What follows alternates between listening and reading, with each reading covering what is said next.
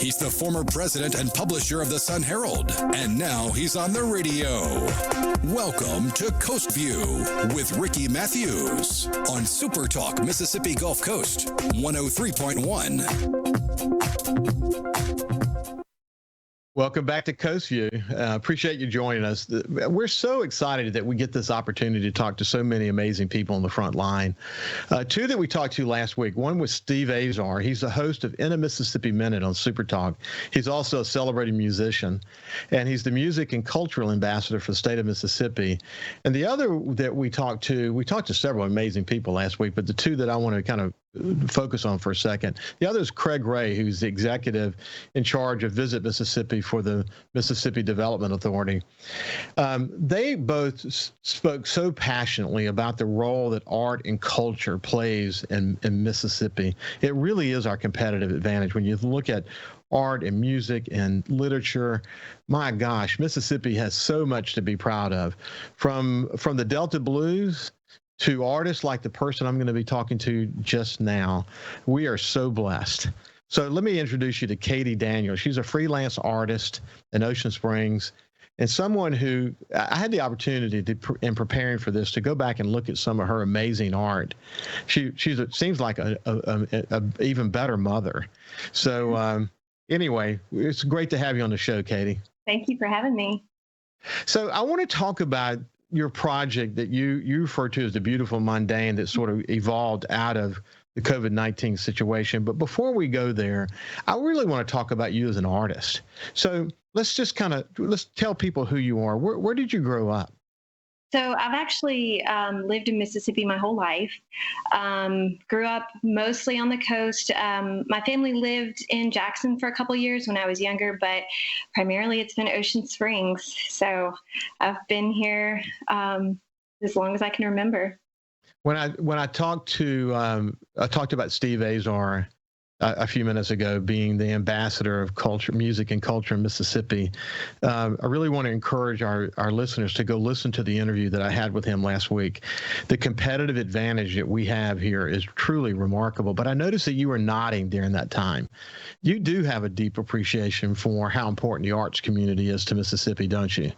Yeah, and I think it's kind of something people don't necessarily think of when they think of Mississippi, but there is such a rich culture here, whether it's outsider artists or whether it's, people who are in galleries. Like, there's a big art scene here, especially on the coast, and there's such a heritage of great artists, painters and potters here, and I just think it's really cool that people don't see that, or when they think of Mississippi, they don't necessarily think art, but then when they get here, they're very pleasantly surprised about how rich the whole art scene is here. So I would agree. From the Ora Museum to the Walter Anderson Museum to the Shearwater Pottery to Catie Daniel.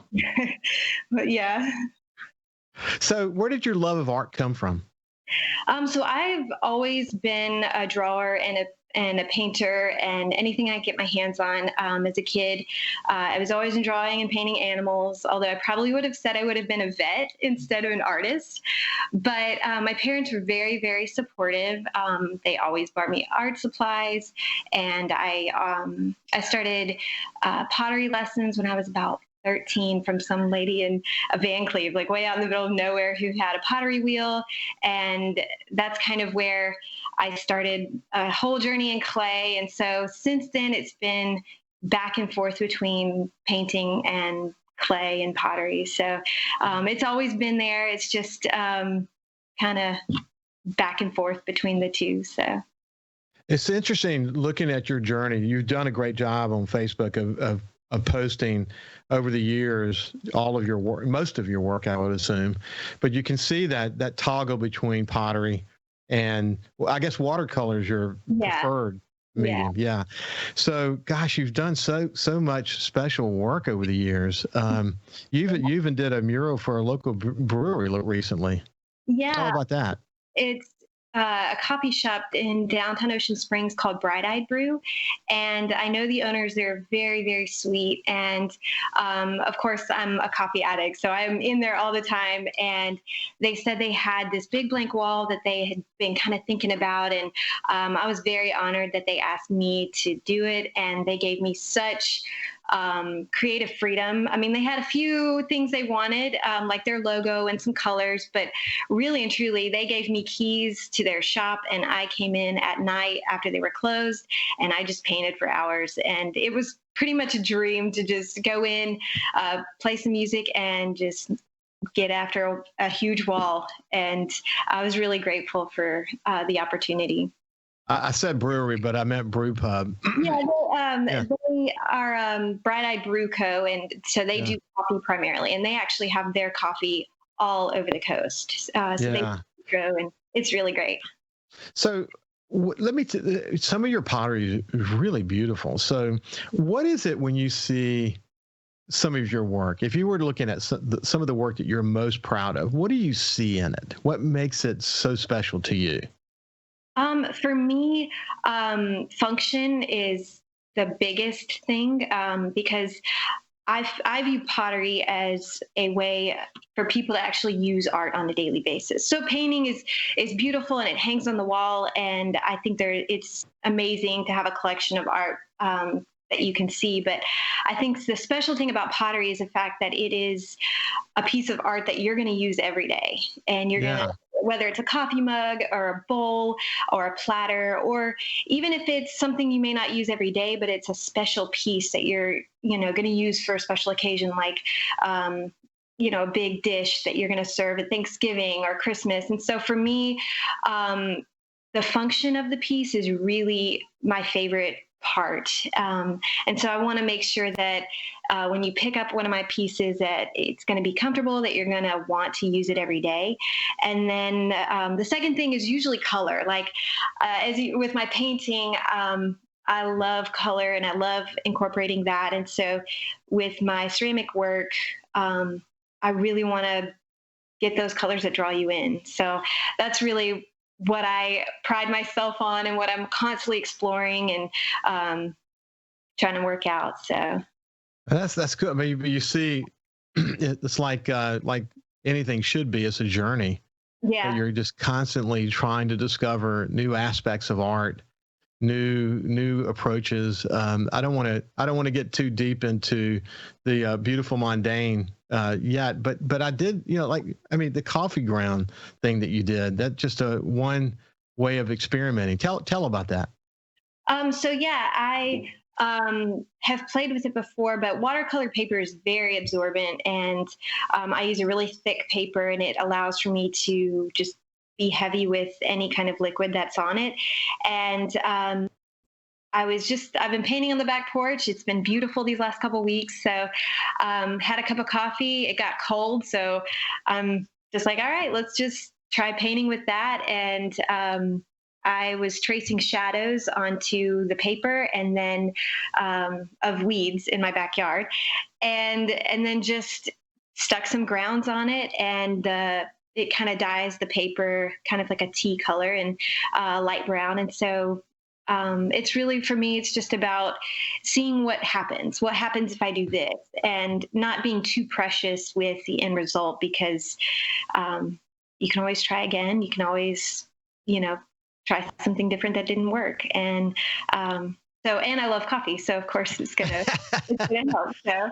But I love the way you talk about it. I love the way you can tell your passion for it, and it's a lot about, you don't know what it's about the unexpected that you're going to get as a result of going down these roads of experiment. Sometimes you might be disappointed. Sometimes you might go, wow, that's amazing.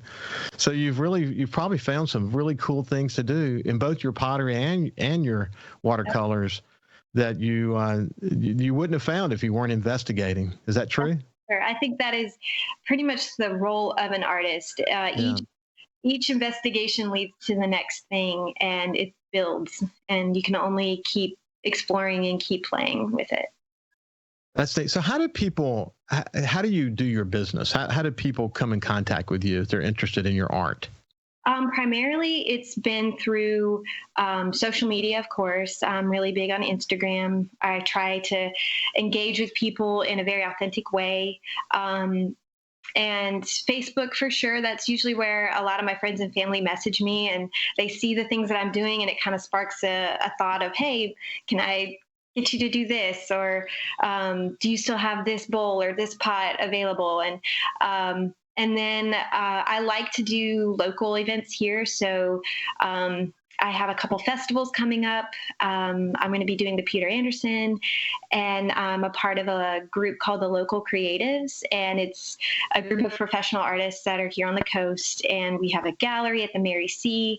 And so I really actually love the in-person things the most, because I like talking to people about the work, and I like seeing what they're drawn to, and explaining, because I think people really like hearing the story behind it. I know I do. When I buy art, I want to know what the artist was thinking, and I want to know how they made it. And I think it just adds to the kind of specialness of the piece that you are choosing. It does. You described why my wife and I love to buy certain things, because the story behind it. Why don't we do this? Let's go to break. And when we come back, we'll talk about Spread Some Positivity and your beautiful mundane project. And I just love them both. And we'll continue our conversation with Catie Daniel, a freelance artist from Ocean Springs. We'll be back after this break. Listen live or on demand and watch episodes of Coast Vue on your laptop, desktop, or on your phone or tablet by going to supertalkmsgulfcoast.com. Talking to the people that help make the coast such a unique place to live.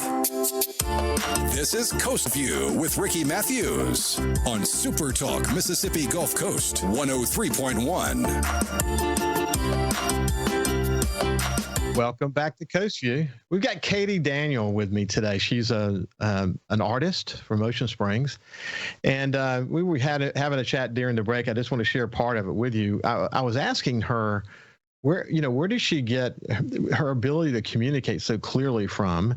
And she said actually that if she wasn't an artist, she would have probably been a writer. But I was trying to, where's the Southern accent? If she was born in Jackson and then came down to the coast, where's the Southern accent? But where are your parents from? They're from Maine. So just about as far north as you can get. So there's been an amalgamation of dialect somewhere along the way. But you're, as I said, you're a beautiful communicator, and it's been really terrific having this opportunity to chat with you. So let's talk about Spread Some Positivity, the effort that the artist community has been involved in. Tell me about that real quick. So I've just, during all of this craziness, I've seen a lot of artists really step up and offer, whether it's free classes online or tutorials or projects that they can do with their children while they're home. And I think that's probably one of the best things I've seen since the quarantine's been happening, is that people have realized that art is necessary. Art is the way we deal with crisis, and we cope with it, and it helps with our anxiety, or it distracts us from the boredom if we want to do that, and it connects us to other people. And so I think that one of the best things that artists have done during all of this uncertainty has been to really put work out there, but also to offer ways for people to join in on that. And I think that's been really, really cool through all this. Well, congratulations to you. It's been interesting to see. I read where one artist didn't do anything for 3 or 4 weeks, and then finally started to find some inspiration and draw again. And you actually launched your effort called The Beautiful Mundane. Yeah. Tell me about that. So it really kind of stemmed from, for one, being a stay-at-home parent, and obviously staying home even more during the quarantine.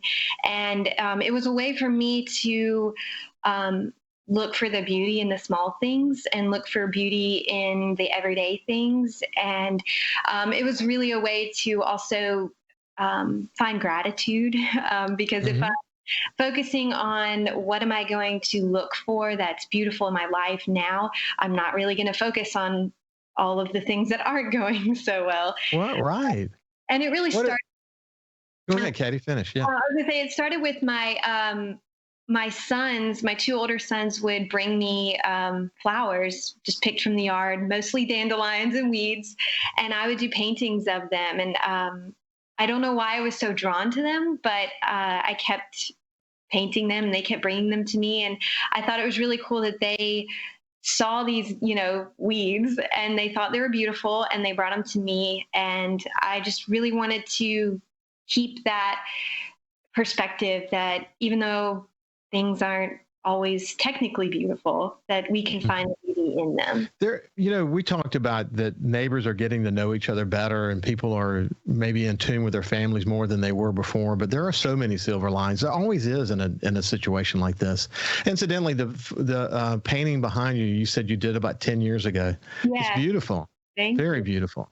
Yeah. Hey, listen. So, again, this notion of simplicity and in touching nature and just investigating and trying new things. Kyle, show us the coffee ground photo. This is the first one you have. This is the one we just talked about a few minutes ago, but this is it's just so interesting. And what do you see when you look at that?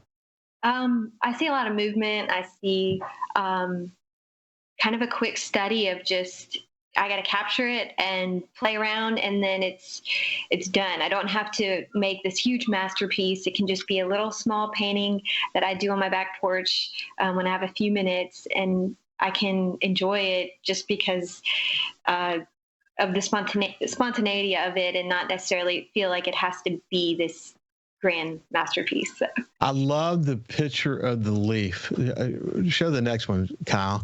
This is a one you did, and you inadvertently left it outside. Tell about that. So I've been painting on my back porch, and just a tiny little setup, really quick.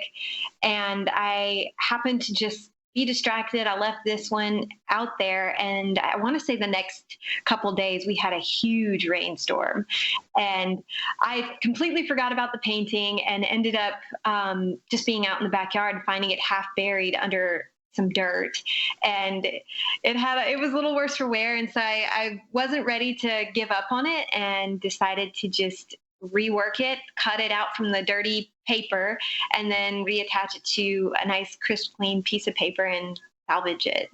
And there it is, salvage. As I mentioned to you offline, I could see you now doing these beautiful paintings and then leaving them outside for a few days so you could later come back and cut them out. It's funny how you trip over, but the three-dimensional feel of that photo, and then it's just so beautiful. Hey, we're coming close to the end here. Show real quick what her pottery looks like, Kyle. That's one, and then the other. And it shows how functional it is. We're coming to the end, Catie. I wish we had more time, but we'll come back and talk to you again in a few weeks just to see how you're doing. It's been a pleasure. Thank you so much for having me. Good luck to you. Thank you. You can also listen live to SuperTalk Mississippi Gulf Coast 103.1 on your Amazon Alexa devices. Once you've enabled the skill, just say, "Alexa, open SuperTalk Mississippi Gulf Coast."